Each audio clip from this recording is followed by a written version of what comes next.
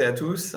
Il est 9 heures. On est ravis que vous joigniez à nous pour ce premier live de rentrée. Et puis, en fait, on recommence comme on a terminé, si je puis dire. C'est-à-dire qu'on a le plaisir d'avoir pour une deuxième fois avec nous Alexandre Dess, notre expert en analytics et en génération de trafic. On avait notamment abordé tout ce qui concernait le tracking des formulaires avec Google Analytics, et il y avait eu beaucoup de questions sur Google Tag Manager, sur Google Data Studio. Et après avoir échangé avec Alexandre à l'issue de ce live qui avait eu lieu avant l'été, il a eu la gentillesse d'accepter de faire un deuxième live, cette fois-ci, un peu comme la suite du premier, consacré justement à la manière dont on peut construire un tableau de bord pour bien analyser les données, donc les fameuses données pour lesquelles on avait montré comment les collecter la fois précédente. Donc, merci Alexandre déjà.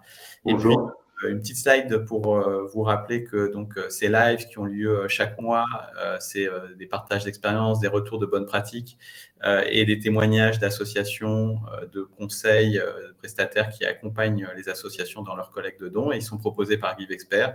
Donc, l'outil de gestion de formulaires de dons et d'inscription sur Internet qui est utilisé par de nombreuses associations et que développe donc notre équipe. Je te passe la parole, Alexandre. Oui, merci Alexandre. Bonjour à tous. Donc effectivement, comme Alexandre disait, l'idée aujourd'hui, c'est d'aller un peu plus loin et de vous présenter comment extraire de la donnée de GiveExpert, comment la mettre en forme, la présenter. Donc on va aborder de manière évidemment non exhaustive deux grandes parties.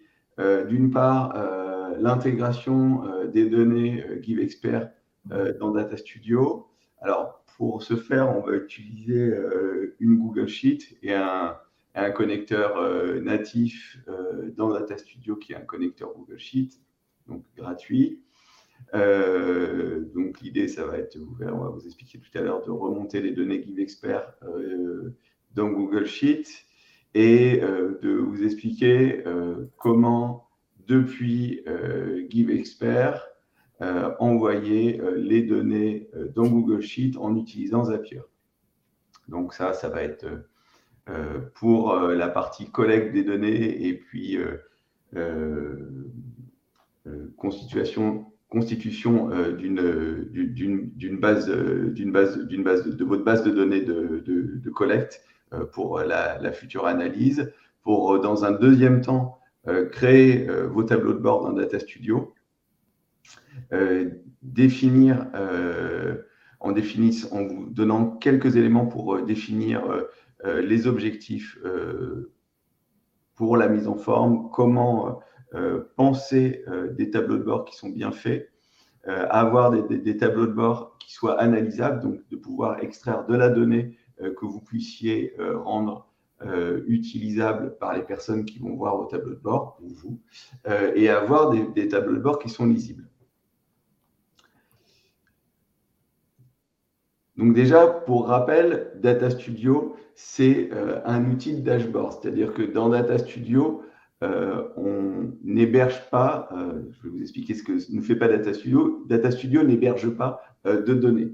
Donc, Data Studio, c'est un outil de création de dashboard en drag and drop, c'est-à-dire que ça va être un petit peu comme dans PowerPoint ou comme dans les outils de présentation qu'on va utiliser par exemple sur Google. On va avoir un haut niveau de présentation, de personnalisation des tableaux de bord.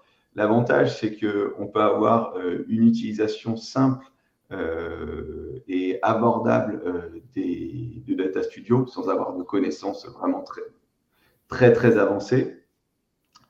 Comme je vous disais, Data Studio n'héberge pas de données, mais par contre, on va pouvoir se connecter à des différentes sources de données. Alors, on a d'un côté les sources de données Google qui, elles, vont être gratuites. Et de l'autre côté, pour accéder à des données tiers, type des données Facebook en ads, en organique, ou des données publicitaires, je ne sais pas, de Microsoft Ads par exemple, ou de plein d'autres sources tiers, là, en général, on va passer par une solution payante qui va nous permettre d'accéder à ces données dans Data Studio. L'autre avantage de Data Studio, c'est qu'il y a la possibilité de partager les rapports facilement avec d'autres utilisateurs sans forcément qu'on ait besoin de les envoyer par mail. La deuxième et le dernier avantage qui est vraiment, je trouve, une des grandes qualités de ce type de dashboard, c'est l'actualisation quasiment en temps réel des tableaux de bord en fonction des besoins de données et de visualisation de données. Donc, ce qu'il faut bien avoir en tête quand on va mettre en place des tableaux de bord, c'est qu'il y a différentes phases, d'accord? Et là, on a c'est vu de manière linéaire, mais en réalité, il faut peut-être plus voir ça comme une itération, c'est-à-dire que on va avoir une première phase de collecte de données. Donc là, ça va être la donnée qui vient de GiveExpert. On va préparer ces données. Donc là, dans notre cas, on aura peu de préparation parce que on a des données qui viennent de GiveExpert qui sont au bon format. Après, on a toute la phase d'analyse et de mise en place de rapports, et une cinquième phase qui est le partage des données, donc soit en interne, soit avec un client externe. Et cette phase-là, comme je vous le disais précédemment, elle est importante parce que c'est cette phase qui va nous permettre d'améliorer nos rapports, éventuellement de recommencer la phase 1 de collecte et éventuellement d'aller chercher des données additionnelles et de retravailler sur la phase d'analyse de rapport, et on itère. Et ce cycle de vie, il revient quasiment tout le temps chez tous les clients parce qu'en réalité, on a le niveau de maturité de l'audience qui consulte les rapports qui va évoluer tout au long de la vie des rapports, et donc on va les faire évoluer. C'est un peu une histoire d'évangélisation aux données que vous présentez. Au niveau de la collecte des données, donc on va utiliser une Google Sheet qui va être le pont en fait entre GiveExpert et Data Studio. On va utiliser un connecteur Zapier qui est gratuit. L'avantage, c'est que ce soit la Google Sheet ou Zapier, c'est que c'est des solutions qui sont facilement éditables et qui sont accessibles à tout le monde. Vous allez avoir la possibilité dans la Google Sheet, si vous le désirez, de créer des colonnes supplémentaires pour créer vos propres indicateurs. Et le dernier avantage, c'est que quand un don ou une collecte va être faite dans GiveExpert, la donnée va remonter quasiment de manière instantanée dans Google Sheet. Donc pour ça, ce que je vous disais, c'est qu'on utilise le connecteur natif Google. Donc, je peux vous montrer. Donc, dans Data Studio, c'est ici. C'est ce connecteur-là. Il vous donne accès à tous vos Google Sheets qui sont liés à votre utilisateur Google qui est connecté. Si vous ne voyez pas la Google Sheet que vous avez créée, c'est que vous n'êtes pas avec le bon utilisateur. Donc, ça, c'est simple. On choisit sa feuille de calcul, on la crée. Et après, on va pouvoir créer un zap. Alexandre, je te laisse expliquer un petit peu le parcours entre GiveExpert et Zapier. Merci. Oui, on avait eu l'occasion de faire un live où Vaincre Alzheimer avait été intervenu, Catherine, justement sur la mise en place de Zapier. Donc Zapier, pour rappel, c'est un outil qui permet en fait passer des données d'un outil à un autre. C'est-à-dire, ça enlève toute la technicité qui consiste à intégrer une API, donc un connecteur, en faisant un développement informatique pour intégrer, par exemple, directement GiveExpert avec Data Studio ou ce genre de choses. Donc, nous, on a développé un ZAP, donc c'est-à-dire un connecteur qui permet très facilement, depuis Zapier, en utilisant juste un identifiant et un mot de passe, de venir récupérer les données. Donc, c'est-à-dire que Zapier va périodiquement, ça va toutes les 5 à toutes les 15 minutes en fonction, c'est 15 minutes quand on est sur la version gratuite, et puis ça peut se réduire à 5, voire à 1 minute quand on est sur des versions payantes. Il va venir vérifier s'il y a des nouvelles transactions. Et s'il y a des nouvelles transactions, vous allez pouvoir récupérer ces données, donc l'ensemble des données, nom, prénom, coordonnées, montant de la transaction, mode de paiement, date, bien sûr, tous ces éléments-là, et puis les manipuler, c'est-à-dire les envoyer vers un autre outil qui dispose d'un connecteur pour Zapier. Et là, en l'occurrence, ce que disait Alexandre, vers une feuille de calcul Google, vu que la G Suite de Google dispose d'intégration de connecteurs avec Zapier. Et donc, on va vraiment créer ce cheminement. Et ensuite, Alexandre, vous montre, comme il vous l'a montré, peut exploiter cette feuille de données pour l'intégrer avec Data Studio. Donc voilà, c'est assez simple. Je vous invite à revoir l'autre live si vous voulez regarder plus en détail comment ça se fait, parce qu'on a fait une démonstration. Mais voilà, il suffit de choisir un ZAP qui porte le nom de GiveExpert, donc facile à trouver, et un autre qui porte le nom de Google Sheets, et puis de définir qu'à chaque fois qu'il y a une nouvelle transaction, on va créer une nouvelle ligne dans la feuille de calcul. Et voilà. Et comme je disais, en fait, les identifiants, c'est l'URL de votre formulaire, un login et un mot de passe qui sont spécifiques à votre connexion API. Pour information, il est possible, quand on est dans des versions premium de Zapier, de faire du temps réel, c'est-à-dire d'utiliser une autre fonctionnalité qui est disponible dans GiveExpert, qui sont les webhooks. Donc là, on n'est plus dans Zapier qui vient lire au bout d'un certain intervalle de temps, consulter donc l'API de GiveExpert sur la nouvelle transaction. On est dans le sens inverse, c'est-à-dire GiveExpert qui, à chaque fois qu'il va y avoir une nouvelle transaction, va venir notifier un webhook, donc va venir notifier Zapier pour faire du temps réel. Ça peut avoir un intérêt, même si fondamentalement c'est à peu près les mêmes, c'est les mêmes données. Il y en a un petit peu plus via le webhook qu'on récupère. Ça donnera peut-être l'occasion d'une vidéo de démonstration plus tard. Donc, je vais laisser Alexandre poursuivre sur Data Studio, qui est le cœur de cette présentation.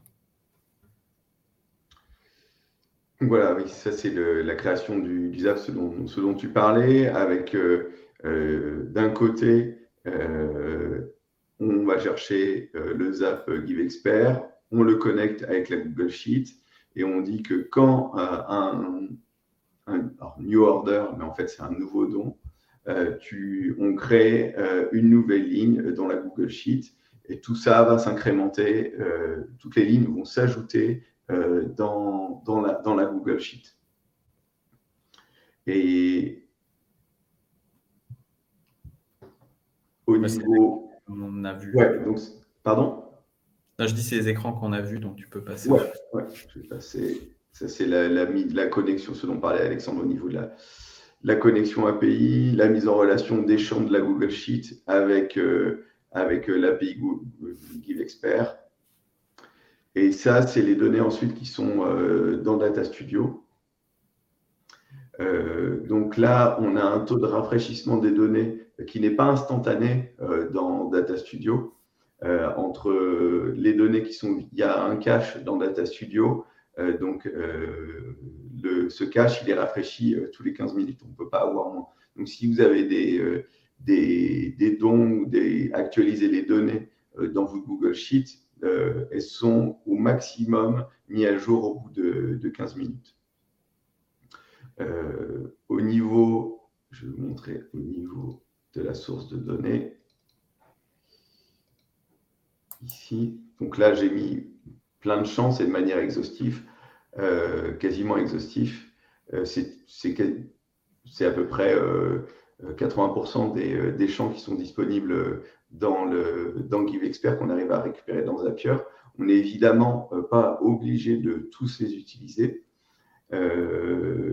L'avantage, c'est que comme c'est une Google Sheet, les formats de données vont être reconnus automatiquement. Vous voyez là, par exemple, il y a un champ de date. Quand j'ai créé le connecteur, il a reconnu automatiquement que c'était une date. Ça, c'est la date d'anniversaire de la personne du donateur. Sur la date de don, pareil. Donc, c'est vraiment le gros avantage, c'est qu'il n'y a rien à faire en termes de paramétrage côté Data Studio. Tout se fait automatiquement.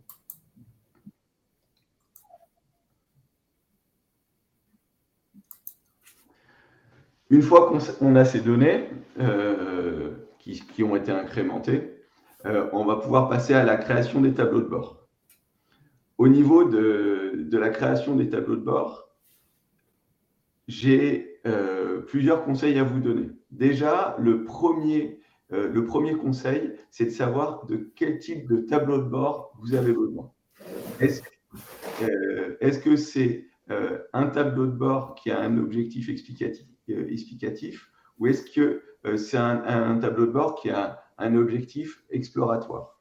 Nous, ce dont on va parler aujourd'hui, c'est les tableaux de bord explicatifs. D'accord? Donc, on a des données à présenter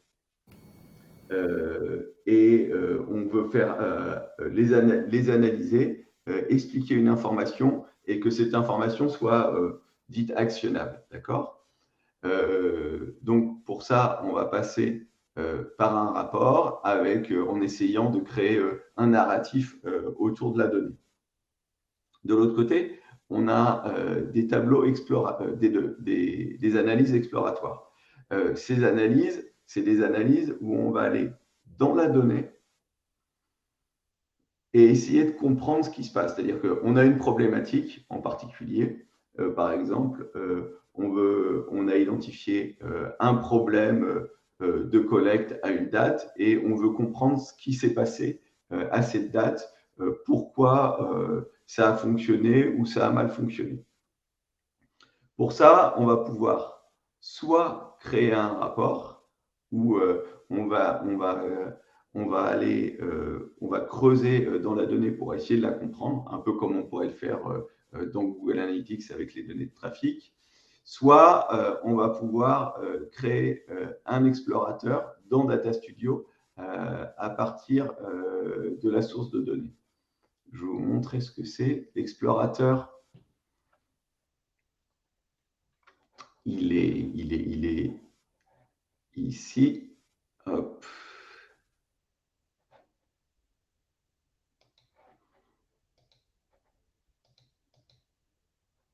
Créer explorateur ici. Donc là, je choisis ma source de données.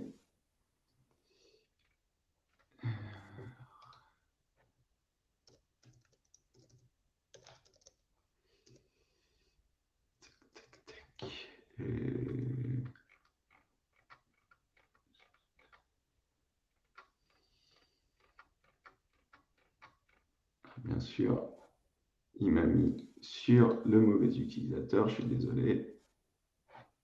Hop, c'est pour ça que je ne la trouvais pas. Hop.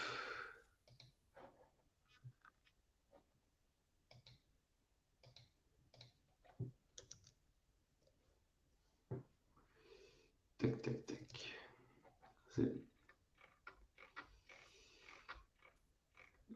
Excusez-moi. Je vais montrer avec ces données de sample. Donc là, on va pouvoir l'utiliser ici. Et là, on va pouvoir naviguer dans les données, construire des tableaux, mais on va pouvoir aller chercher de l'information. Donc ça, c'est un explorateur. Donc ça, c'est au niveau d'une analyse exploratoire. Là, ce qu'on va voir, comme je vous disais, on va plutôt chercher une analyse explicative. Donc déjà, quand on va construire ce type de tableau de bord, c'est de penser à l'auditoire, à qui vous allez adresser. Est-ce que vous allez vous adresser aux personnes de votre service, à la direction.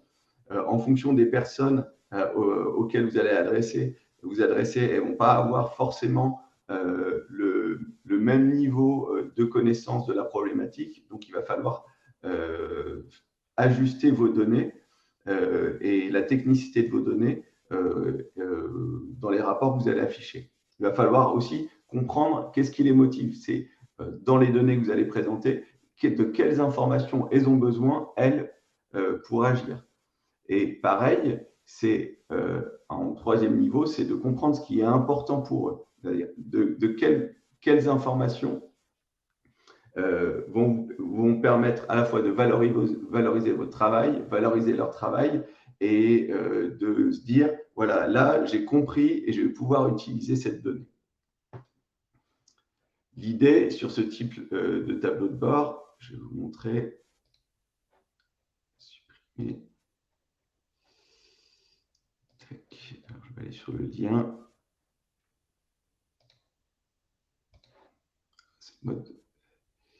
J'ai perdu, je suis désolé, j'ai perdu.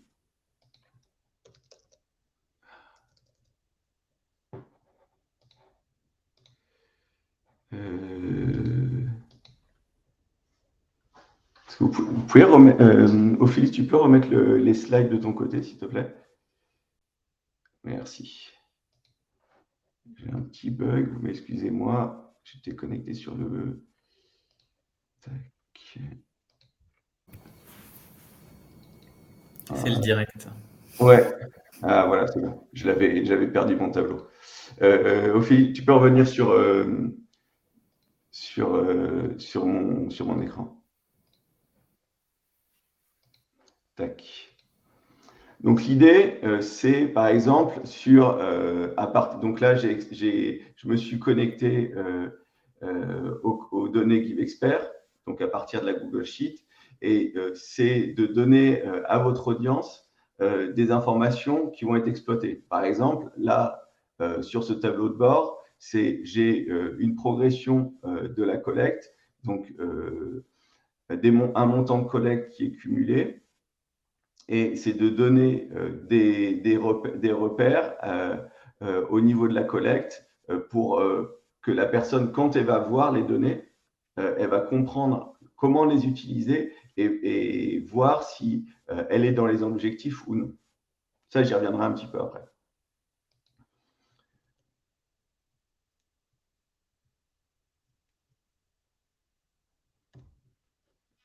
Après, le deuxième principe, c'est de quelles données vous allez avoir besoin pour expliquer vos rapports, d'accord?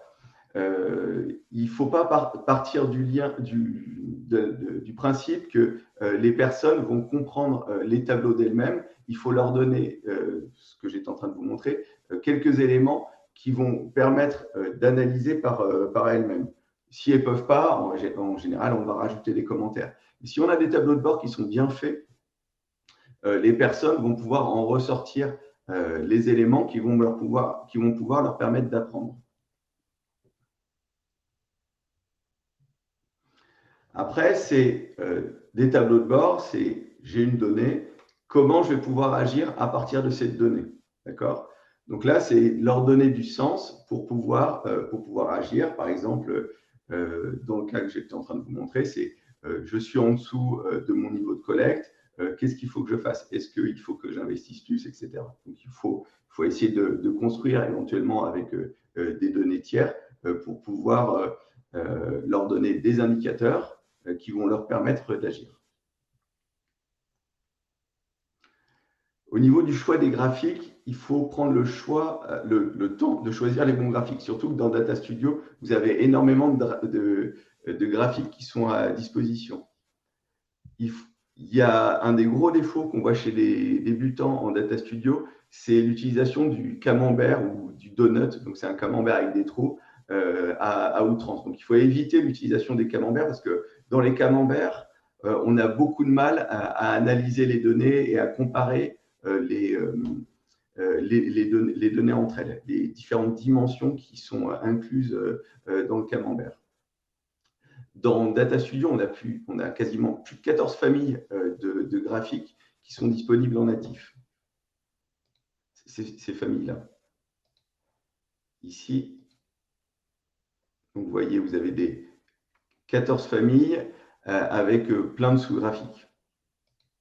Vous avez également des modèles de graphiques de la communauté, donc des gens mettent à disposition. Donc, dessous, là, vous voyez, par exemple, il y en a qui sont mis à disposition par Supermetrics. Eux, ils sont disponibles ici. Il y en a encore d'autres qui sont sur découvrir d'autres visualisations. Il y en a d'autres qui sont disponibles. Donc ça, il ne faut pas hésiter à les utiliser. Des points de comparaison. Donc ça, au niveau des points de comparaison, on va avoir plusieurs choses à notre disposition dans Google Analytics. Vous allez avoir la possibilité de faire des comparaisons de dates, par exemple par rapport au mois précédent, à l'année précédente, et qui vont nous permettre de voir exactement où on en est, où on se situe. L'idéal, c'est aussi, on le voit souvent, c'est de donner des points de comparaison sur le marché ou sur le secteur. Alors là, dans mon exemple, je ne le fais pas, mais sur de la collecte, imaginons, ça pourrait être dans votre secteur particulier, au niveau caritatif, c'est quel est mon montant moyen de collecte. Également, fournir des données d'objectifs de collecte, ça peut être intéressant aussi pour savoir où se situer. Donc ça, c'était mon graphique précédent aussi, où sur celui-là, où on arrivait à donner un intervalle. Et là, on voit que depuis le mois d'août, on a un niveau de collecte qui a dépassé l'année précédente, mais par contre, on n'a pas encore atteint les objectifs de collecte qu'on s'est donné sur l'année 2022. Donc ça, c'est des choses qui sont paramétrables au niveau des graphiques, quasiment tous les graphiques dans Data Studio.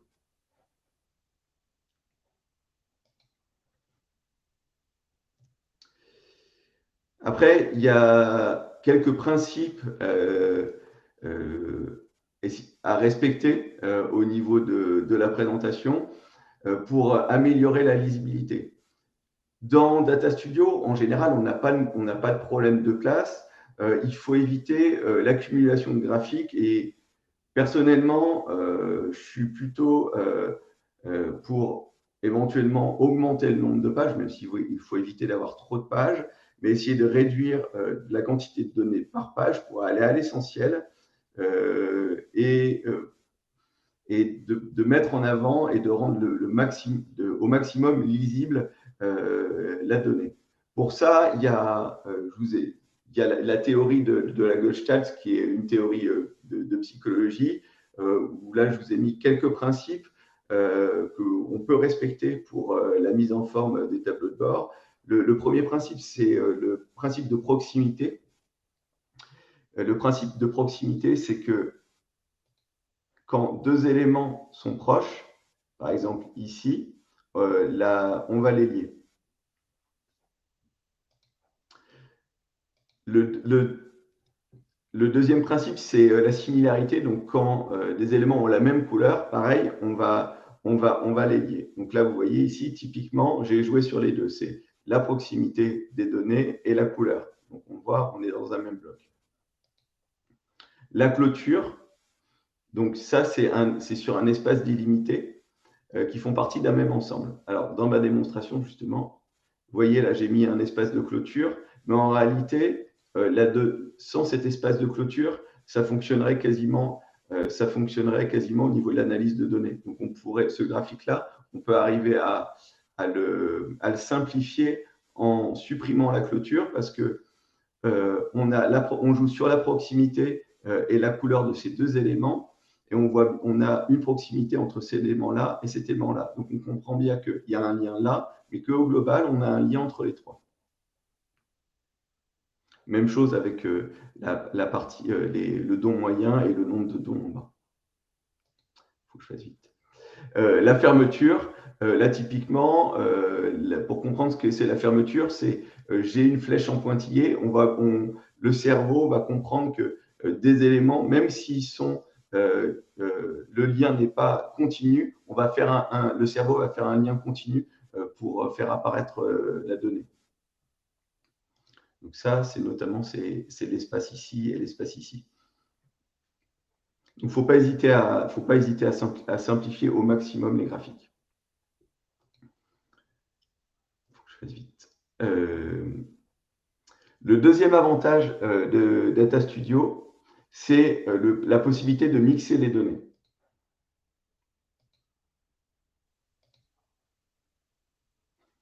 C'est ici. Dans cet exemple-là, vous voyez ici, j'ai des données qui viennent de Google Analytics 4. Donc voilà, là, il y a un connecteur natif Google Analytics 4. Mais ces données Google Analytics 4, je vais être capable de les mixer avec les données GiveExpert. Donc ça, pour ça, on crée une combinaison ici. Donc dans ressources, gérer les combinaisons, on a la possibilité de créer une combinaison ou directement dans la source de données, on peut créer une combinaison. Donc là, on va lier les deux sources de données.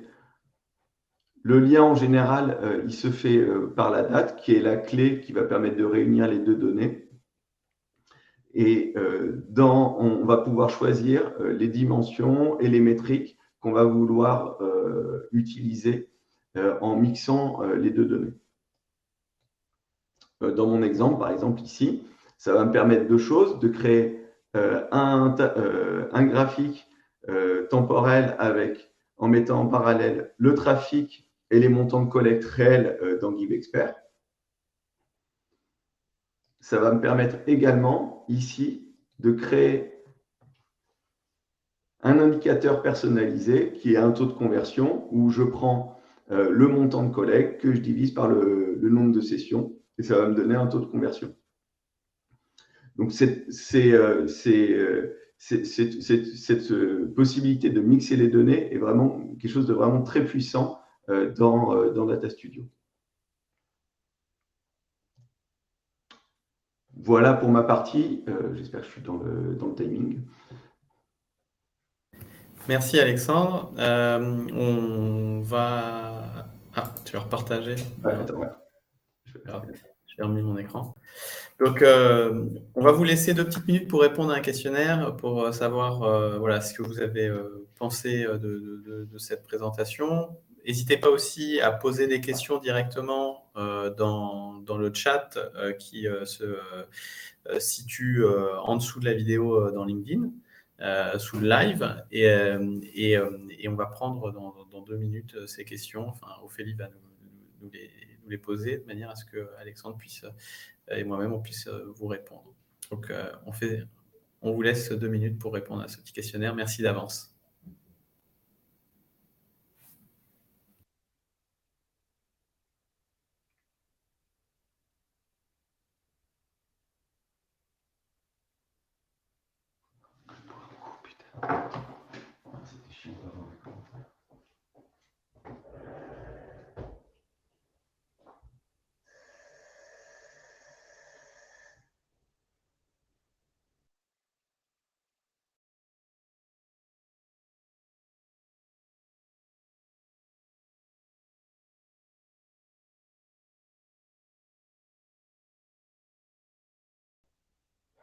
T'es là? Je t'entends pas. Ouais, ça fait 2 minutes. Peut-être, Ophélie, s'il y a déjà des questions, je te laisse nous rejoindre. Oui, bien sûr. Bonjour tout le monde. Effectivement, on a déjà des premières questions, notamment de la part de Michael, qui demande quelle est la limite de stockage d'un Google Sheet. Quelle bonne pratique suggérez-vous sur le long terme? Une feuille Google Sheet par trimestre, par an, etc. Alexandre. Alors, sur la limite de stockage de Google Sheet, il faudra regarder les quotas. Je dois vous avouer, je n'ai jamais regardé la limite de quotas au niveau de la Google Sheet. Il faudra regarder le nombre de lignes qui ne veut pas accepter. Moi, l'idéal, en fait, c'est d'avoir le maximum de données dans la Google Sheet. là, le gros avantage, c'est de laisser un maximum de données dans la Google Sheet. C'est que ça va permettre de faire des annonces, des comparaisons sur plusieurs années. Donc, si on veut faire des graphiques sur plusieurs années, ça sera plus simple. Après, effectivement, si on atteint la limite de quota de la Google Sheet, il faudra combiner la Google Sheet ou envoyer les données vers une autre solution Google. Alors là-dessus, je peux peut-être apporter un élément complémentaire parce que je viens de faire une petite recherche sur Google et Google répond 5 millions de lignes. Ça va. Je pense qu'on a un petit peu de marge, Michael. Je pense qu'on peut se dire qu'on peut faire au moins quelques années, je pense. Enfin, tout dépend de ce qu'on analyse, je dirais. Si on remonte les sessions de Google Analytics, oui, ça peut être embêtant à court terme. Mais si on parle que des transactions, 5 millions de dons, ça laisse déjà un peu de marge. Ouais, surtout qu'en fait, après, dans Data Studio, il y a des connecteurs vers là, on a montré avec Google Sheet, mais il y a des solutions. On peut se connecter à BigQuery, donc, qui est une solution d'analyse de données. On peut se connecter à des bases de données MySQL, Postgre, SQL Server. Donc, en réalité, de manière native, on peut se connecter à des solutions bien lourdes en termes d'hébergement de données. Donc là, effectivement, et là, je pense qu'il n'y aura plus de problème de limite. Oui, peut-être j'en profite parce qu'il y a un sujet que tu n'as pas abordé. Tu as commencé à aborder avec la combinaison des données. Notamment, qu'est-ce qu'amène Data Studio en plus en termes d'analyse de la performance des campagnes de liens sponsorisés, AdWords payants ou AdWords grants, par rapport, on va dire, à ce qu'on pouvait faire avant quand on associait juste Analytics avec AdWords? Oui, alors là, l'avantage, c'est que je suis passé effectivement un peu vite dessus. Attends. Je vais remonter Data Studio, du coup. Hop.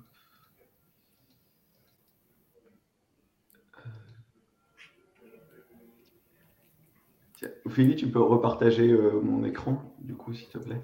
Yes.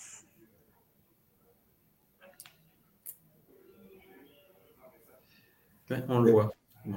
Ouais, c'est bon. Ouais, c'est vrai que en fait, dans le Give Expert, on a la possibilité de remonter tous les UTM de campagne.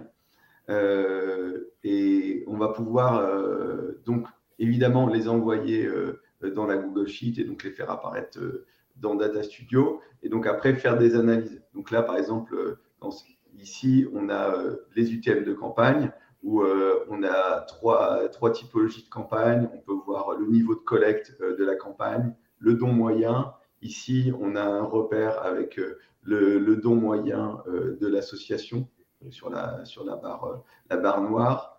On peut également faire des splits par UTM source et UTM médium. Là, par exemple, Facebook organique, CPC, avec la typologie de dons. Donc, ça nous laisse là l'avantage par rapport à Google Analytics, où surtout avec la RGPD, Google Analytics ne va pas donner l'intégralité des données. Là, comme dans Give Expert, on a collecté l'intégralité des données, en tout cas sur la partie collecte. On saura pour 100% des donateurs leur source et leur source de trafic, en fait, la source support et la campagne, évidemment. Donc, c'est un gros intérêt pour après l'analyse web marketing. Merci. Alors après, il y avait une question de Nicolas qui demandait si on pouvait avoir accès à l'enregistrement du live, notamment pour revoir la partie création d'un zap. Alors effectivement, comme ils sont chez Handicap International, il y a Mickaël qui explique qu'ils ont tout un système chez eux. Donc du coup, Mickaël pourra montrer aussi comment ça se passe au sein de leur propre organisation. Mais en tout cas, de manière plus générale, sur l'enregistrement de ce live, oui, on va vous le partager. Il y aura cet enregistré, donc du coup, on pourra vous faire même un petit focus sur sur cette création d'usable, vous pourrez le repasser sans aucun problème là-dessus. Et après, Daphné, qui a priori a beaucoup de questions, mais c'est parce elle se dit encore novice sur le sujet. Donc du coup, je pense qu'elle n'a pas souhaité forcément détailler toutes les questions qu'elle a. Et je pense que dans ces cas-là, Daphné, vous pouvez contacter directement Alexandre ou Alexandre en fonction du type de questions que vous avez. Voilà, je vous remets un peu les liens donc directement sur LinkedIn par exemple. Ils sont ravis, je suppose, de répondre à tous les questionnements que vous avez à ce sujet. Je regarde si il resterait d'autres questions. Mais je pense, il semblerait que nous ayons fait le tour de l'ensemble des questions. Super. Eh ben, merci beaucoup. Merci Alexandre. Merci Ophélie pour l'animation. Merci à toutes et tous pour votre participation, de nous avoir rejoints nombreux pour cette seconde partie, donc le complément de la première partie qu'on a fait sur Google Analytics. D'ailleurs, j'en profite pour dire que comme on l'avait dit à l'issue du précédent live sur Analytics, on a désormais des tags Analytics, Google Analytics 4 et Matomo qui sont disponibles pour les utilisateurs de GiveExpert. Donc, on vous remettra un petit lien là-dessus pour que vous puissiez actualiser votre suivi. Parce que, comme l'avait dit Alexandre, il y a une phase de transition de l'un à l'autre qui va s'étendre jusqu'à l'été prochain. Au plus tard, je crois, c'est juin prochain. Et d'ici là, même si la rentrée est bien avancée, on vous souhaite un bon mois de septembre et on sera ravis de vous retrouver début octobre pour un nouveau live. Merci beaucoup. Merci. Merci, bonne journée tout le monde.